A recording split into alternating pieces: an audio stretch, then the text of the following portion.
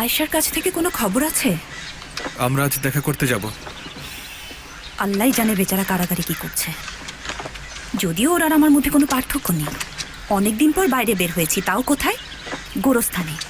সঙ্কুল চুপ, এখানে শুরু করো না। এলিফ, আজকে তোমার শুটিং ছিল না? পারমিশন পেয়েছি। কিছুক্ষণ বসতে পারি? হ্যাঁ, অবশ্যই, এসো।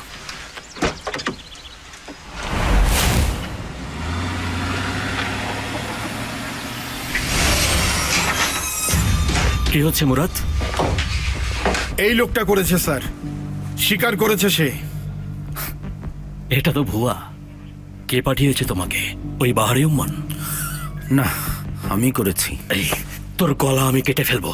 কেন করেছিস? আমাকে মনে পড়ে? প্রসিকিউটর, এই লোক কোনো কারণে আপনার প্রতি বিরক্ত। ইঞ্জেকশন দেওয়ার পর আয়শার সিরিঞ্জ বদলে তারটা রাখে আর আয়শারটা নিয়ে যায়। মিথ্যে বলছিস তুই? ময়নাতদন্তে জানা গেছে কিনা জানি না, তার ঘাড়ের পেছনে আরেকটা সূচের চিহ্ন আছে। হ্যাঁ, এমন কিছু একটা ছিল। কিন্তু এই লোকটাকে আপনি কোথায় পেলেন? ওরা দেখেছে, আমরা ধরেছি, এরপর গল গল করে সব বলেছে। দেখো, শেষবারের মতো জিজ্ঞেস করছি, এটা কি বাহারি উম্মানের কারসাজি? না বললাম না?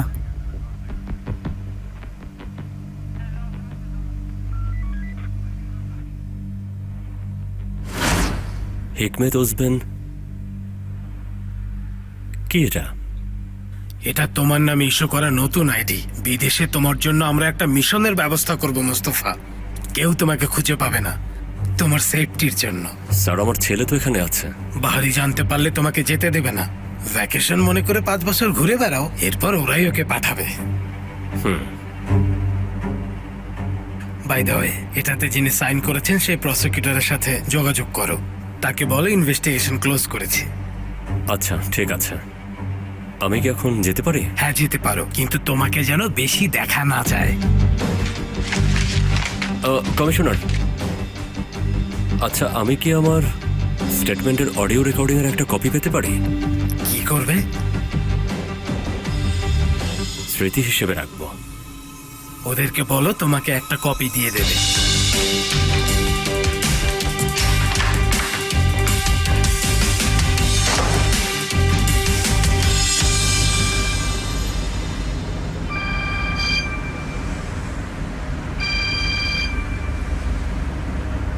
হ্যালো। মেয়েকে বাঁচানোর জন্য আপনি লোক পাঠিয়েছেন? আমি কিন্তু বোকা না বাহারি উম্মান। কি বলছেন আপনি? এখানে একটা লোক এসেছিল, নিজেকে খনি দাবি করছে। তাহলে সে সত্যিটা বলেছে? মেয়েকে বের করলেও আপনাকে আমি ছাড়বো না বাহারি উম্মা। আজ নয়তো কাল আপনাকে ধরবই। সব ডকুমেন্টস জাজের কাছে পেশ করুন। অনুমতি পেলেই বাহারিকে ধরবো। আচ্ছা মিস্টার প্রসিকিউটর।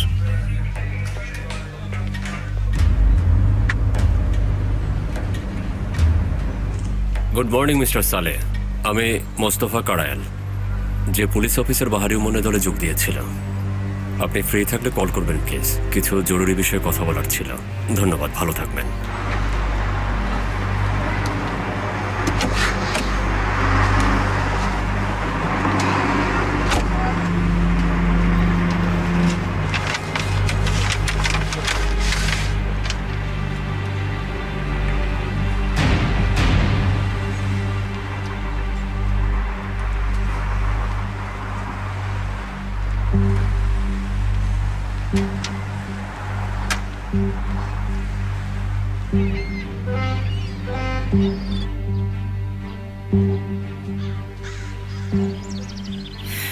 সদরুদ্দিন, আমি আর সহ্য করতে পারছি না, যথেষ্ট হয়েছে। কি আশ্চর্য, তুমি কিসের কথা বলছো?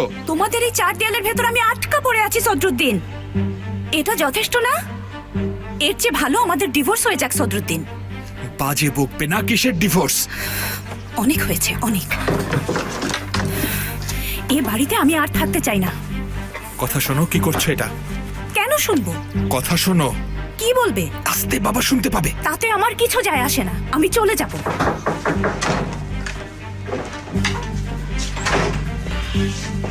ভাই, বাবা আপনাকে ডেকেছেন। ঠিক আছে, আমি আসছি। শোনো, এখানে চুপচাপ বসে থাকবে, বিরক্ত করবে না। রাখো ওগুলো।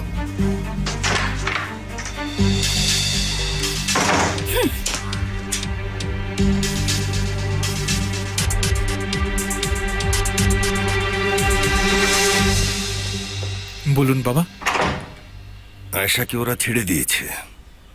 ছেড়ে দিয়েছে? হ্যাঁ, মোস্তফাকে ফোন করেছিলাম, ধরেনি। তুমি যাও, গিয়ে ওকে নিয়ে এসো। হঠাৎ ছেড়ে দিল যে? আমি জানি না। সেলিমের আসল খুনি নাকি আত্মসমর্পণ করেছে। আচ্ছা ঠিক আছে বাবা।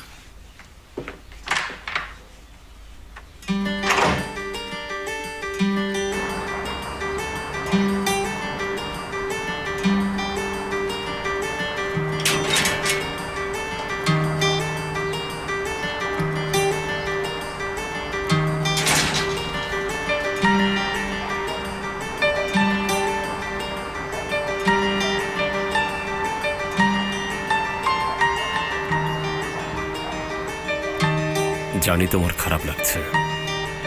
আসলেই? তাহলে বলো আমাকে। আমি আসলে জানি না আমার কেমন লাগছে। রেগে আছো? রেগে আছি? রাগ? আমি তোমাকে এখন ঘৃণা করি মোস্তফা। আয়শা, দেখো আমি এখানে ঝগড়া করতে আসিনি। তোমার সাথে আর কি করব বলো? পার্কে ঘুরতে যাব? একটু কথা বলি। কথা শেষ। আয়শা, আমি চলে যাচ্ছি।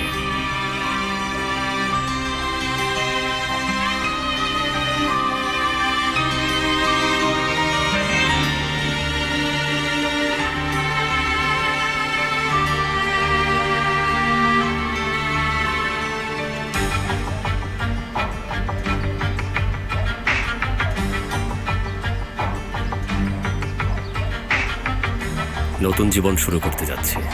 কোথায়? আন্ডারগ্রাউন্ডে যাচ্ছ? যেটা হয়েছে সেটাও খুব বাস্তব ছিল। বিদেশে যাচ্ছি।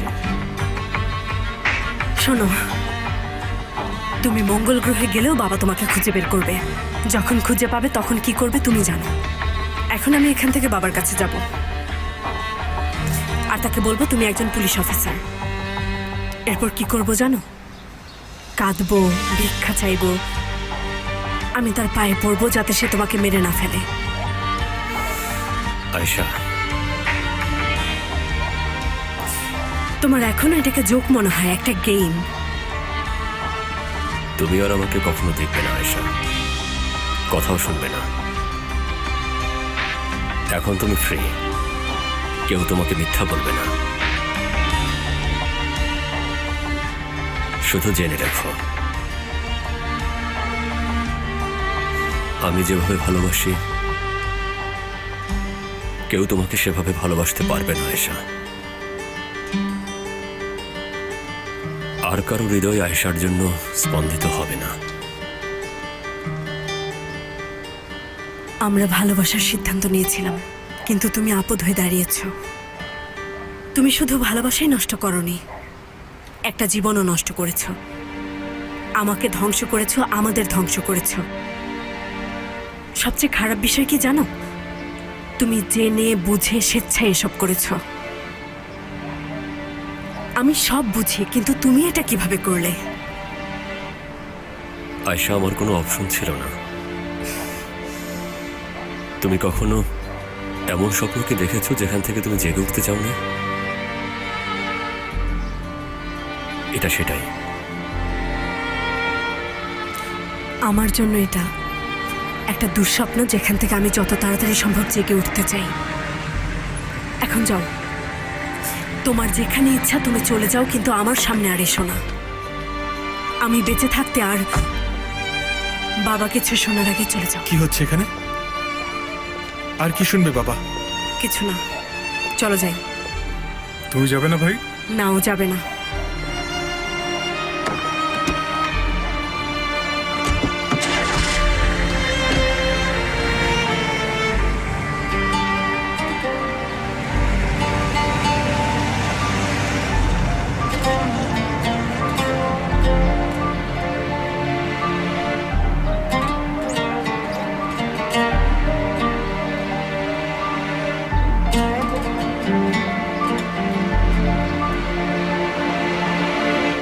সেমার জন্য খুব খারাপ লাগছে।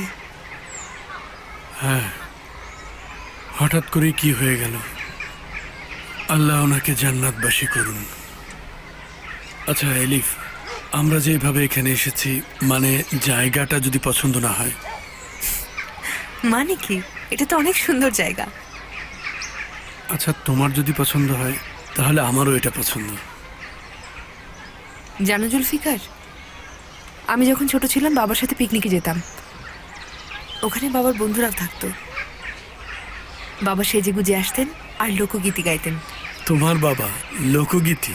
হ্যাঁ, আসলে গানটা অনেক সুন্দর ছিল, সারাক্ষণই গাইতেন। ওরে বাবা, কোন গান সেটা?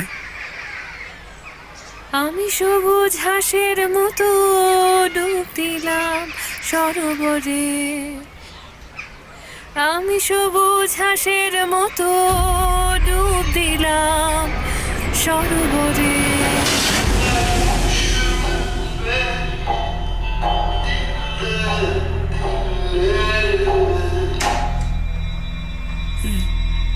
গানটা কেমন লাগলো? আমার খুব ভালো লাগে। এখন তোমারও ভালো লাগবে, কেননা এই গান তুমি দিনে 50 বার শুনবে।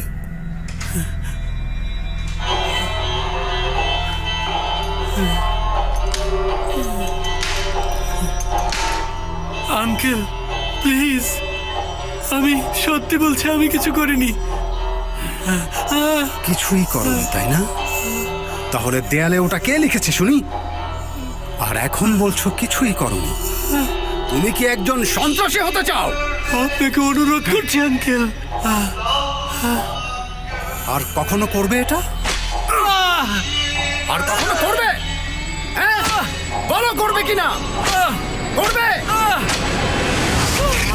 ক্রুদ্ধ করে রেখেছো তুমি আমারে, আমি নিজেকে নিয়ে যাব এলিফ চুপ করো,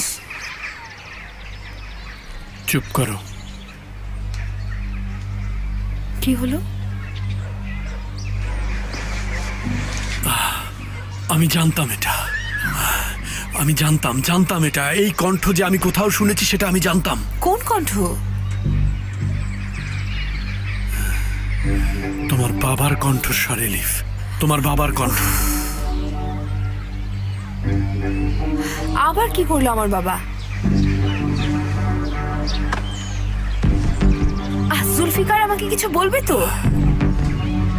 আমি আপনাকে সব জায়গায় খুঁজেছি, কিন্তু এভাবে পাবো ভাবিনি।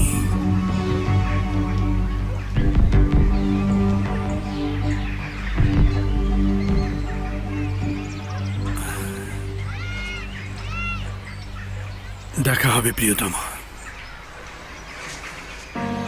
জুলফিকার ব্যাপারটা কি? জুলফিকার যেও না। আল্লাহ, কি হলো আবার?